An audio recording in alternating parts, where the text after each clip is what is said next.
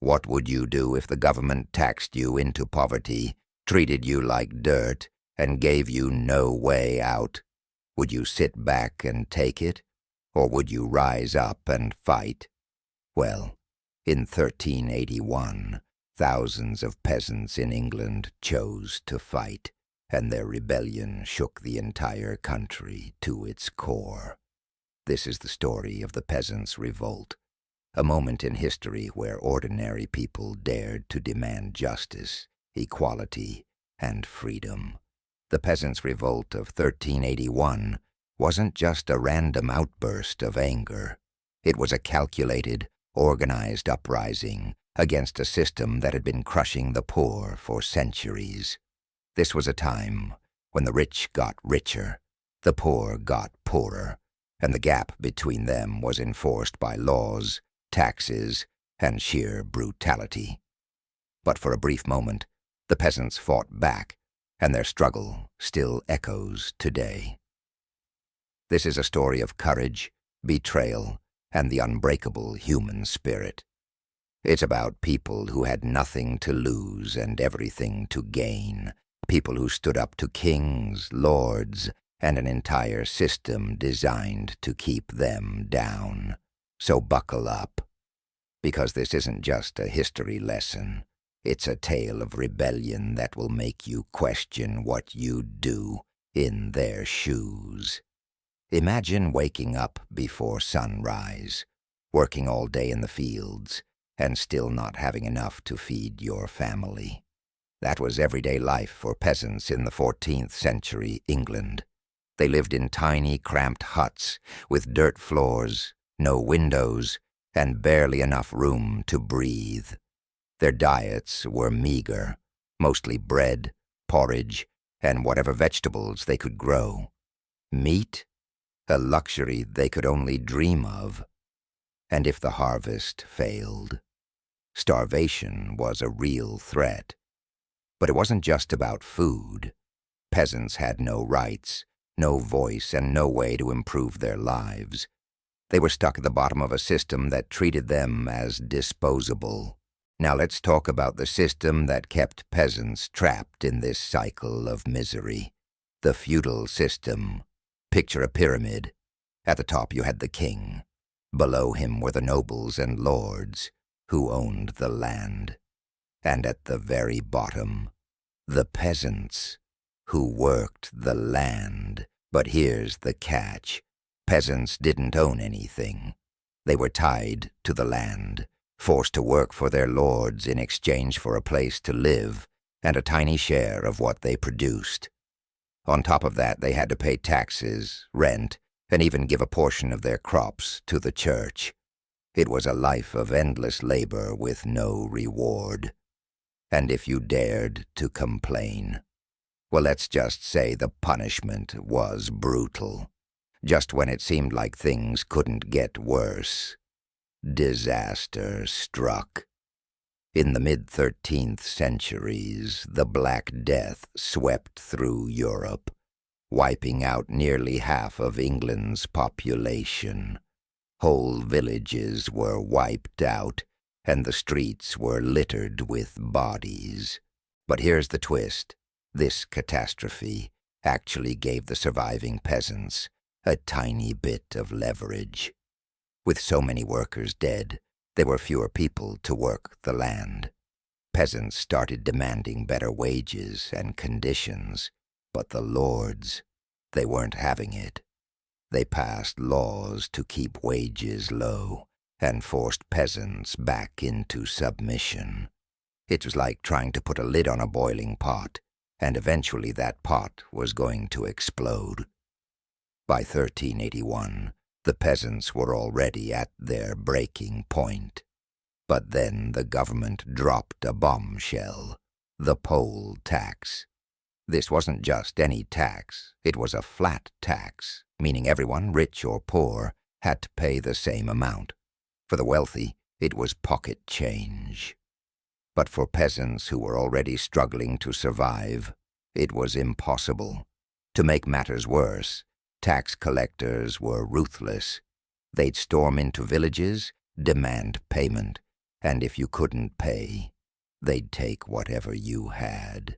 Your tools, your livestock, even the clothes off your back. It was the final straw. The peasants had had enough, and this time they weren't going to take it lying down. Every revolution needs leaders, and the Peasants' Revolt was no exception. Enter Wat Tyler and John Ball. Wat Tyler was a charismatic, fearless figure who became the face of the rebellion. He wasn't a noble or a scholar. He was one of them, a working man who understood the pain of his people. Then there was John Ball, a radical priest who preached something unheard of at the time: equality. He famously asked, "When Adam delved and Eve span, who was then the gentleman?" In other words, if we all come from the same beginnings, why should some live in luxury while others suffer? These two men became the voices of a movement that was about to shake England to its core.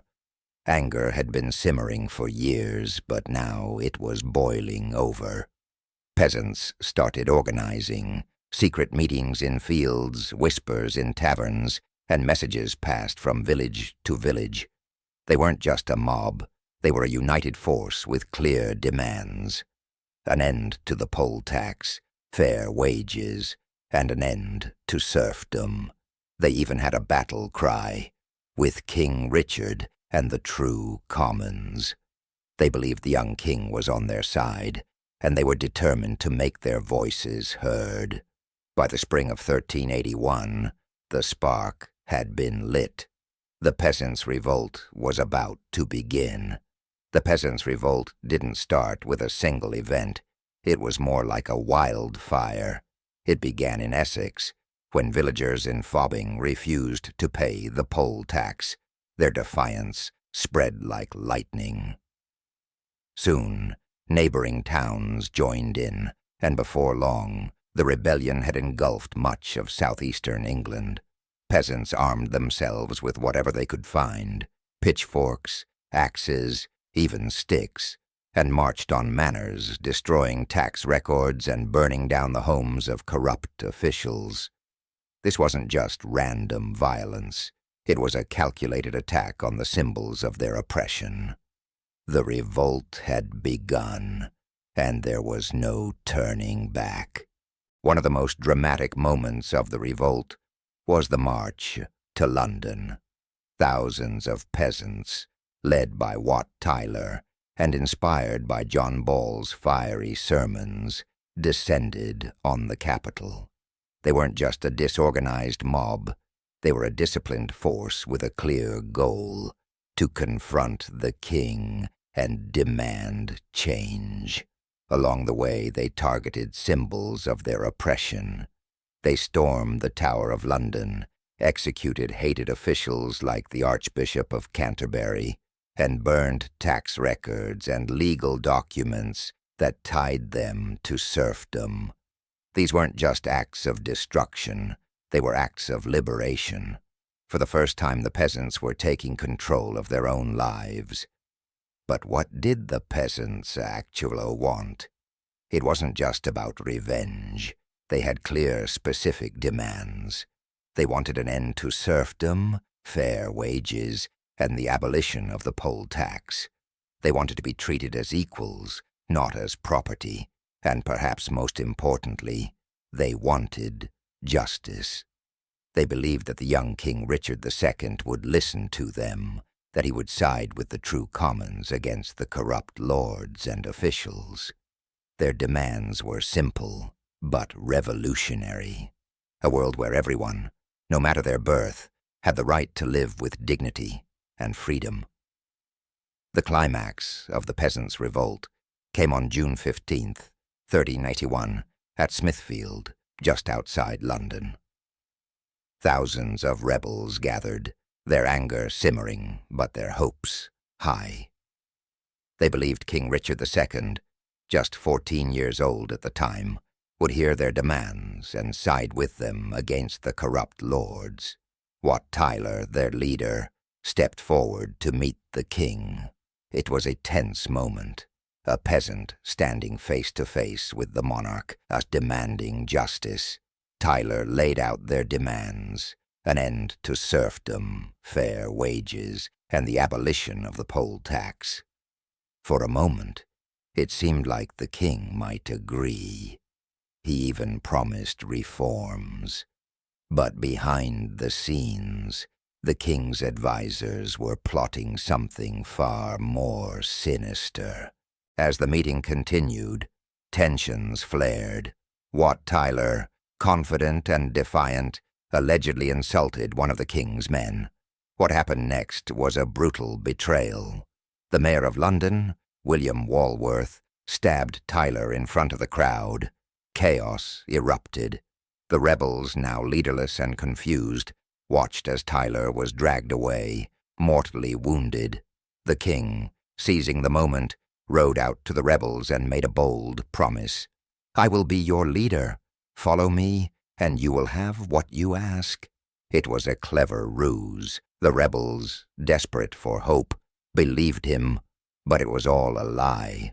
The king had no intention of granting their demands.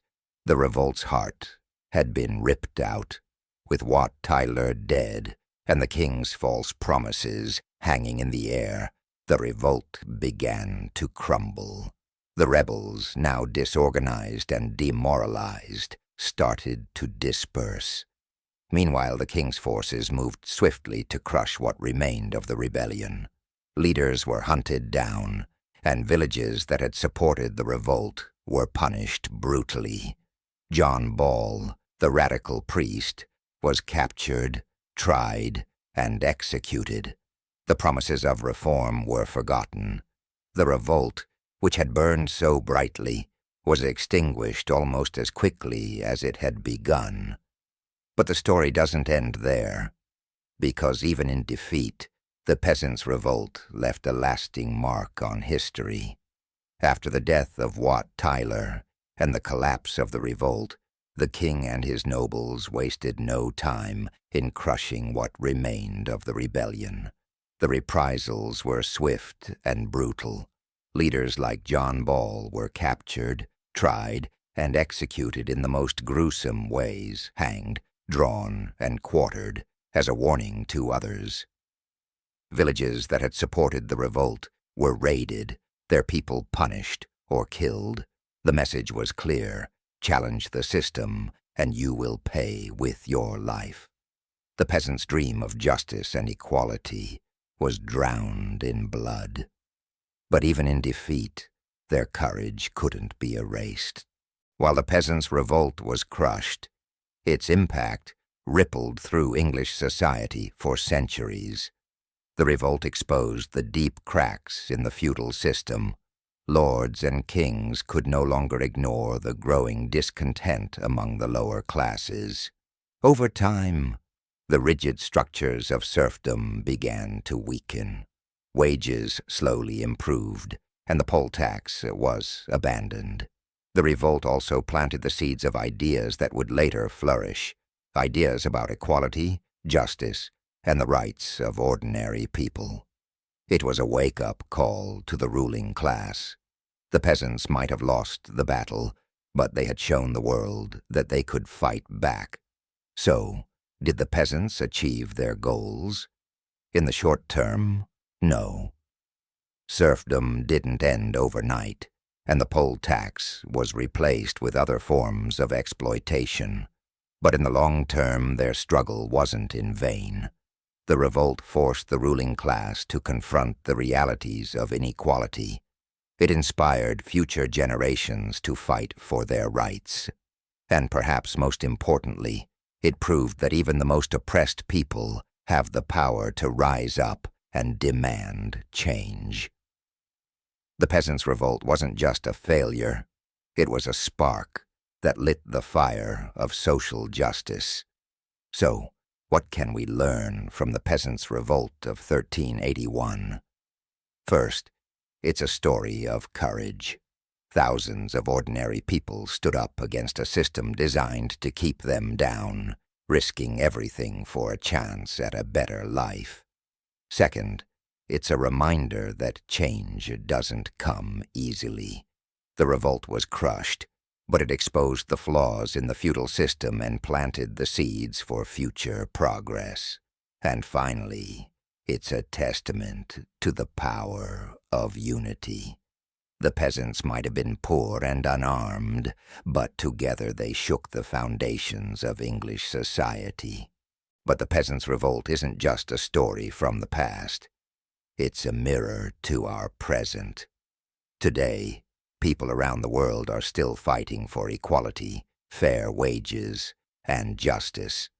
Whether it's workers demanding better conditions, communities standing up against unfair taxes, or movements fighting for human rights, the spirit of the Peasants' Revolt lives on. It reminds us that the fight for a fairer world is never easy, but it's always worth it. After all, if peasants in the 14th century could challenge kings, what's stopping us from challenging injustice today? So here's a question to leave you with. If you were alive in 1381, would you have joined the revolt? And more importantly, what are you willing to stand up for today? Because history isn't just about what happened, it's about what we choose to do next.